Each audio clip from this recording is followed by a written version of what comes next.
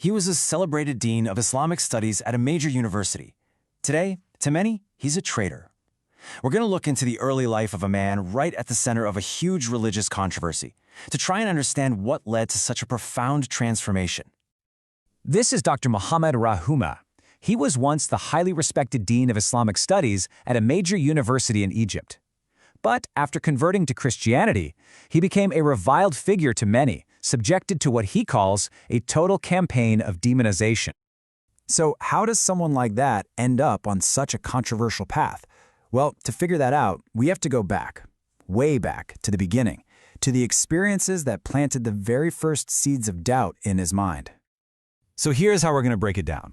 We'll look at him as a scholar under fire, then jump back to the world he grew up in, his childhood, a traumatic death in the family, how his questions were received, and finally, the seeds of change. First up, a scholar under fire. You know, before all the controversy, Dr. Rahouma wasn't just some academic. He was a pillar of the Egyptian intellectual establishment. I mean, we're talking about a guy who supervised hundreds of graduate theses.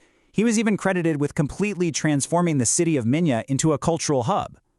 His work actually earned praise from Egypt's then First Lady, Suzanne Mubarak, who said he'd basically brought the Cairo Opera House right to their city. But to find the real roots of his story, we have to rewind the clock, decades earlier, to a place that he says is almost unrecognizable today. The picture Dr. Rahouma paints of his hometown, Samalut, is, well, it's like a different world. He remembers a time when Muslims and Christians were basically one big family, sharing everything from holidays to funerals. It's a really stark contrast to the division, he says, defines that same region today. And just to give you a sense of how deep this bond was, when he was born, he was incredibly sick. They actually thought he was dead for 3 days. And it was the Christian women who lived across the street who came to his mother with advice, telling her to offer up her son to the Virgin Mary for a healing touch. So out of this really unique environment, this mix of coexistence and personal struggle, you get a kid who was, let's just say, different from day one. You see, his difficult birth and some physical challenges meant he couldn't really play like the other kids. So what did he do? He escaped into the world of books, just devouring the school library and reading years ahead of all his classmates. And his intellect wasn't just passive. Oh no. This kid was a doer. In primary school, he's making his own magazines. By middle school, he's the star of the school radio. And get this, he's even setting up interviews with the city's mayor and the police chief to talk about local issues. But then, one single, really traumatic event changed everything. It completely shattered this young boy's world and sparked a question so big it would haunt him for the rest of his life. His grandfather was, the rock of the family, a deeply religious man who, even though he was illiterate, built a fortune, commanded huge respect, built 3 mosques, and went on the Hajj pilgrimage almost every single year. He was the absolute model of a good, righteous life. And yet, his death, it was anything but peaceful. Rahouma was just a 4th grader when he was brought to his grandfather's bedside.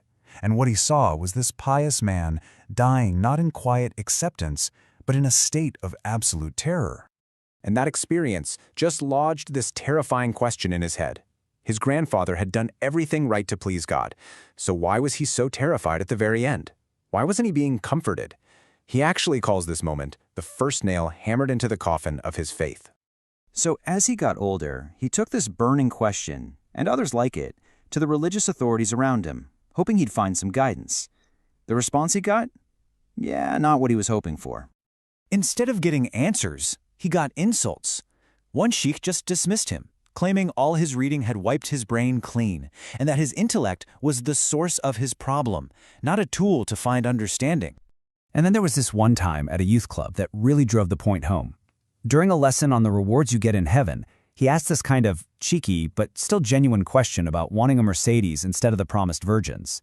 The sheikh's response, he just shut him down immediately and called him a communist. His curiosity was being treated like a political crime. By the time he's finishing middle school, a really clear pattern had emerged. His intellectual curiosity was being shut down and even punished by the very people who were supposed to be guiding him.